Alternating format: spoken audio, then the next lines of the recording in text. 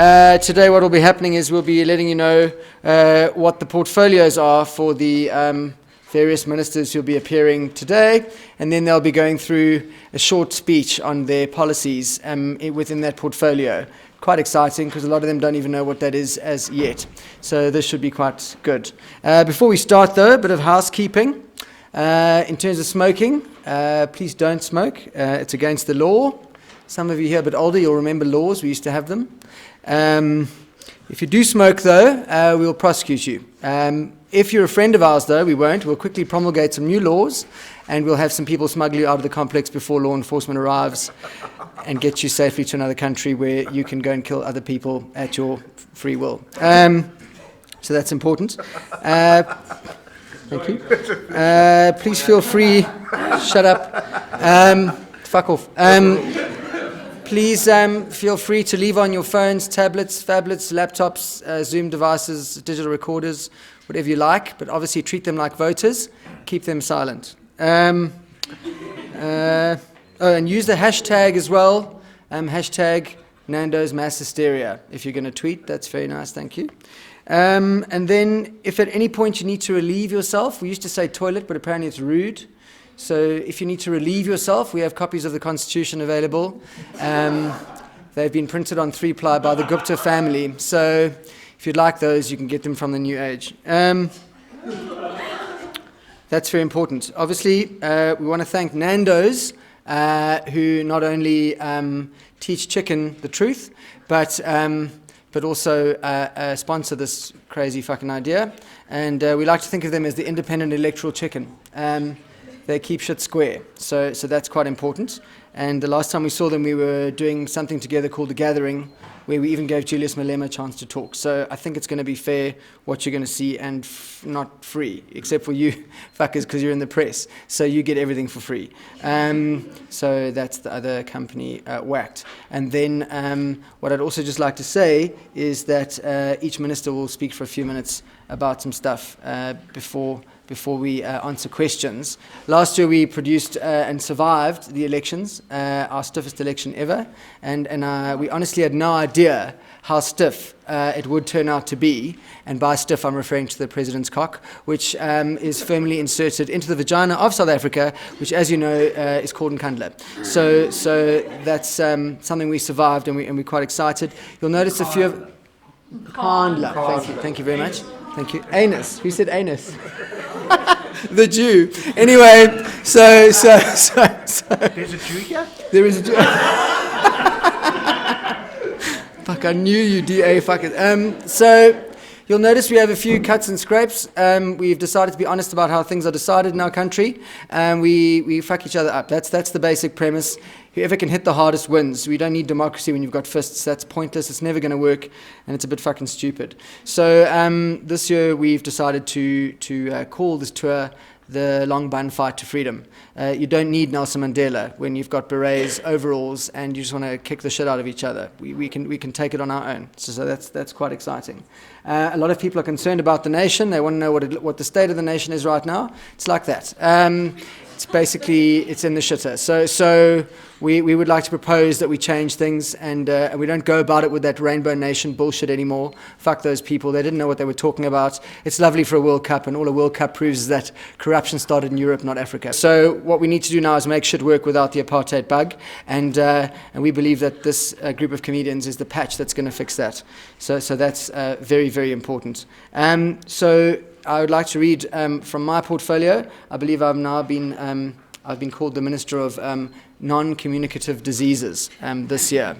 And so I've just prepared this short few words on my portfolio and my appointment as well. I'd like to begin by greeting my fellow ministers, because we get paid by the hour in Parliament, members of the press as well, Nandokas, and the people of South Africa, in fact, who couldn't be here today because it's limited access.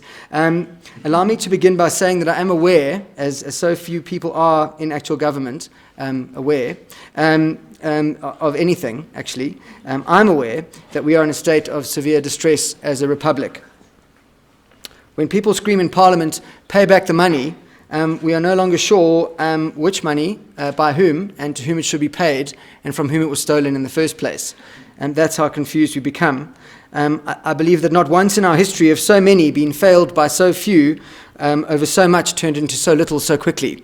And that's a fuck up. You should not ask at this point what your country can do for you. What you should ask is the really important question, dude, where the fuck is my municipality? That's really what you should be asking. And many believe that never before have we faced the darkness as we do today. The president steals in broad daylight. The power fails by night. The only constant we have anymore is the guaranteed shitness of Bafana, and the assured safety of genocidal maniacs in our airport car parks, while the Dalai Lama is told he can fuck off and sit out this lifetime. Maybe at this point a little Buddhist humor. How does the Dalai Lama order a pizza?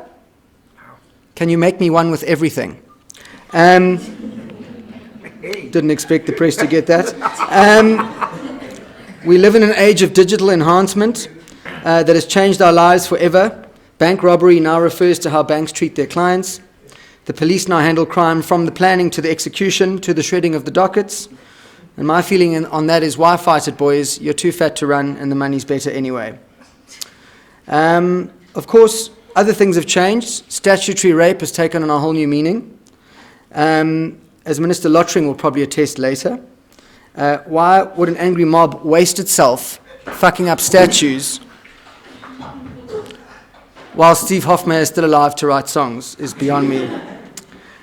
Citizens, we live in an age where new definitions rule the land. Madupi means mythical unicorn with a non-glowing horn. Rand means dollar divided by Zuma. Rhino means white smokescreen. And Oscar means key to justice's vajayjay. While Bashir has become the legal term for LOL, motherfuckers. And Nkandla means fuck all y'all. People of conscience, it's not all doom and gloom. Not all of us believe 702 when we hear it. We don't all watch Carte Blanche and believe that tall, white, mumbling prick, the chubby gay chocolate bear, and his short, pushy friend that replaced Rudolf Antman. We're not all pseudo-concerned, quasi-liberal fucktards just pretending to care. Some of us actually read, and some of us actually think, and some of us actually apply whatever minds we have left after the 90s, a decade some of you may not remember. I'm glad that I don't. It was a decade that brought us a great deal of excellent cocaine, astounding ecstasy, not very good acid, but some really medical-grade ketamine. From us, we bring you a message of hope. Together, we have faced the terror of HIV, the uncertainty of swine flu. I'm talking now about non-communicative diseases, in case you didn't know, and the unthinkable reality of Ebola. As you all probably know, we now face the most horrifying virus in history. A contagion unequaled in its ability to damage the brain irreparably, waste away the body, and clog the arteries of every single host. But we must find our resolve, folks. Order.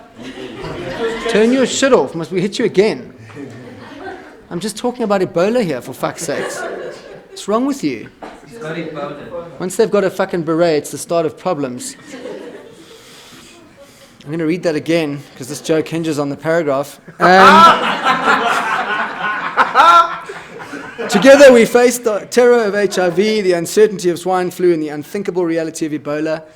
As you know, we now face the most horrifying virus in history.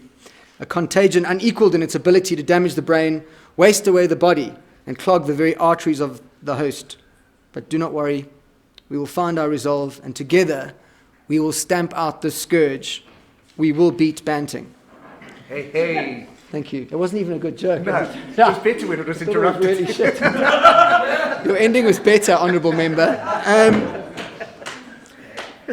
We've survived the likes of apartheid, and Nkosazana Zuma as a health minister, and Thabo Mbeki, the very man who took AIDS to the next level.